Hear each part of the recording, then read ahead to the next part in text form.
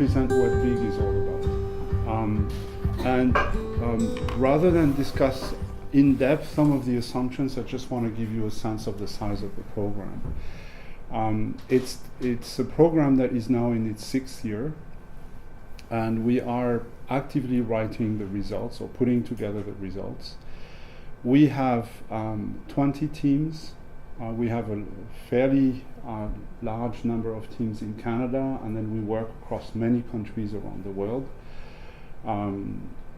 We have writings on places like Canada, obviously, the US, Mexico, Colombia.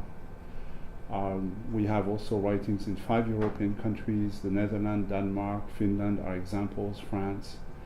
And then we have also studies in India, in China, in Japan, and so on and so forth. So it's a large team.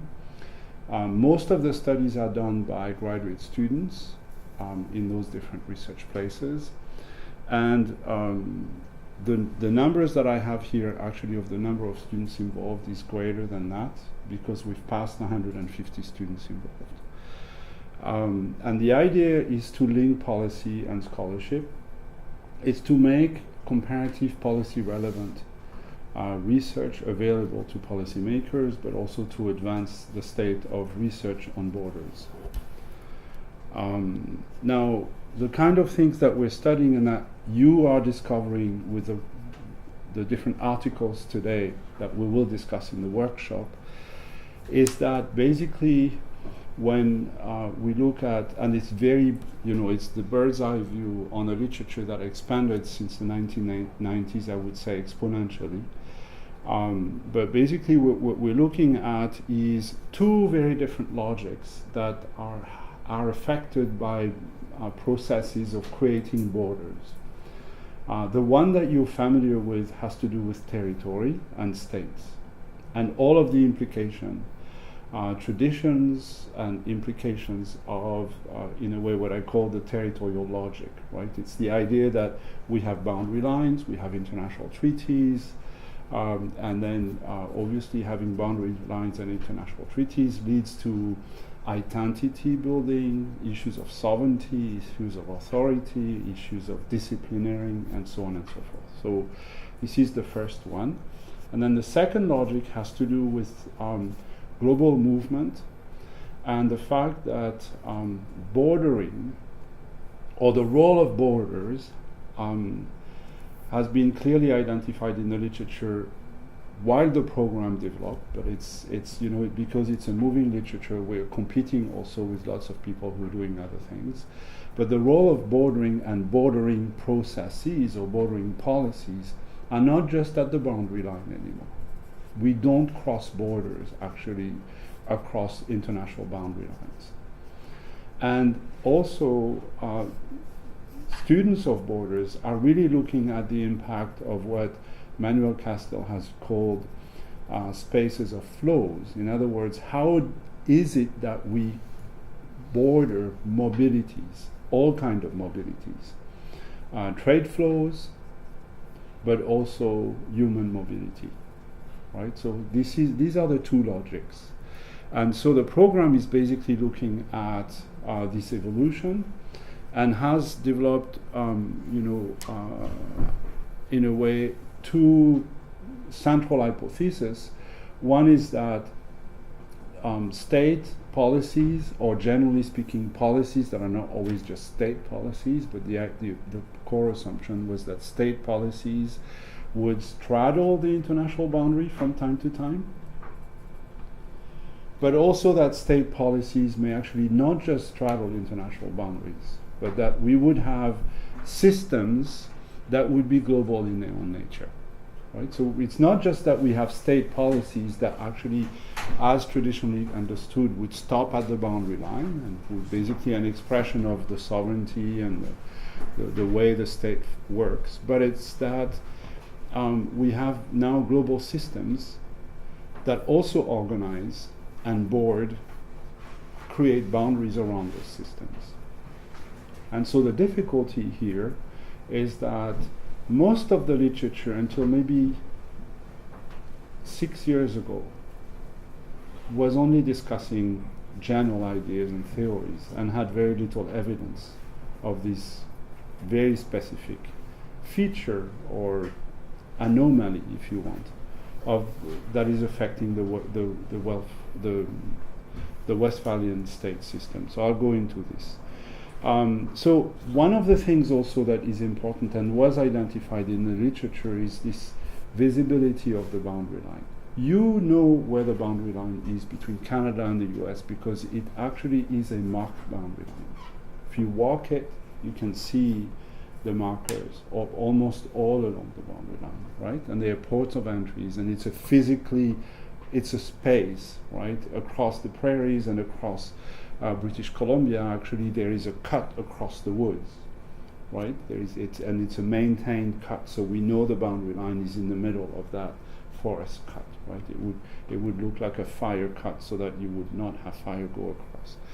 But so the visibility of borders has become a key question because we don't know where they are anymore.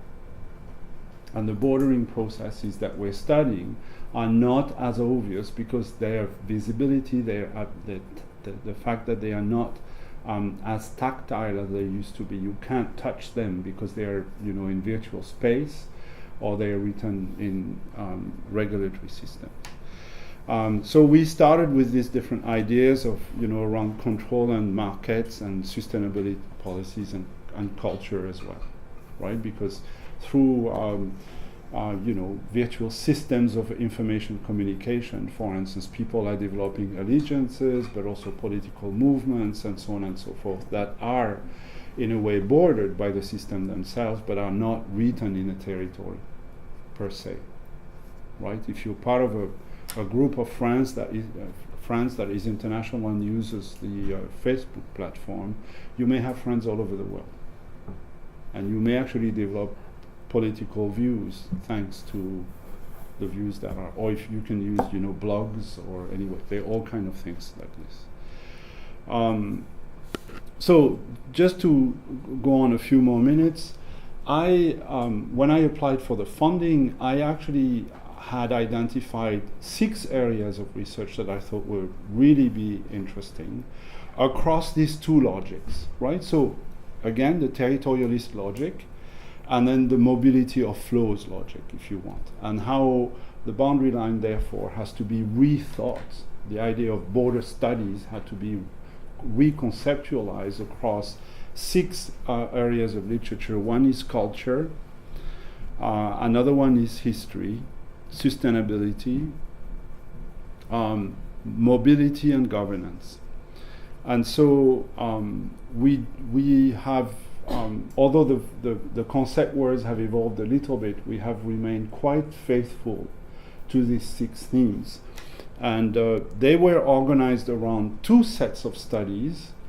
One was basically based across Canadian regions, and the idea was to study governance, migration, market flows, culture, history, sustainability, and security across the boundary line of Canada, but also in comparative perspective. So the idea here is just to look at whether, for instance, policies, language, culture, ethnic groups, all these identity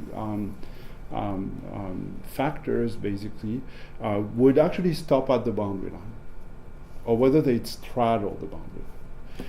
And the idea of straddling the boundary line is quite interesting because it's quite discussed. It's discussed quite a bit in the literature, and I'll come back to this when we discuss the different pieces of readings. But we also do this internationally. So just to show you, I've just cited some of them here, but the idea is that we have colleagues who have agreed to work with us on these themes in their own countries, and some colleagues have been quite good at writing, not all of them, but some colleagues have been quite good at writing what we call country reports, where they basically use the 6 themes and are looking at the borders of their countries. We also have thematic studies, and the thematic studies are basically the studies of the borders of globalization.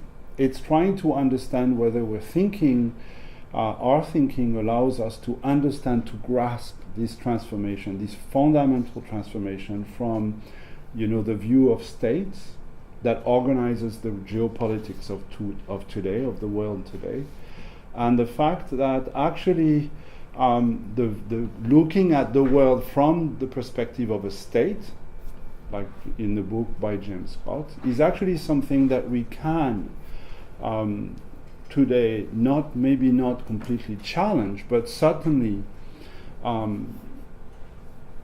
think about a bit critically. And so here we use the themes as drivers to understand this phenomenon, and we look at borders from the perspective of the cultural literature, or the historical literature, or the governance literature, or the security literature. And it is in these thematic research that we have the most, in my mind, interesting findings, because although the literature has evolved very quickly, we have now, thanks to those themes, a lot of studies that actually document very specifically some transformations, right? And I think that's the most important part, is that having great ideas, for instance, being, Joseph Lapid and talking about the territorialist epistemology of border studies in the 90s was wonderful. Recognizing that we understand border only through the lens of territory, and that it was probably changing progressively today, was a theoretical statement. But the idea that I had in the grant was that we actually have to look for the evidence. Do we have any evidence that these things are actually happening? Now, because the grant has been implemented over a period of 7 years, obviously, we have colleagues who have had, also made some strides across the field, and we have colleagues who have written different things.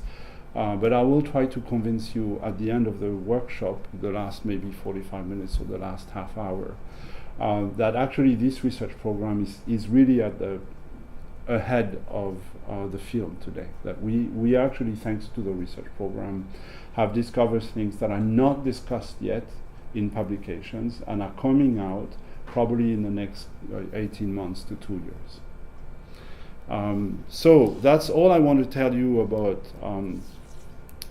for now about the big program. But if you have any questions or anything, we could start with.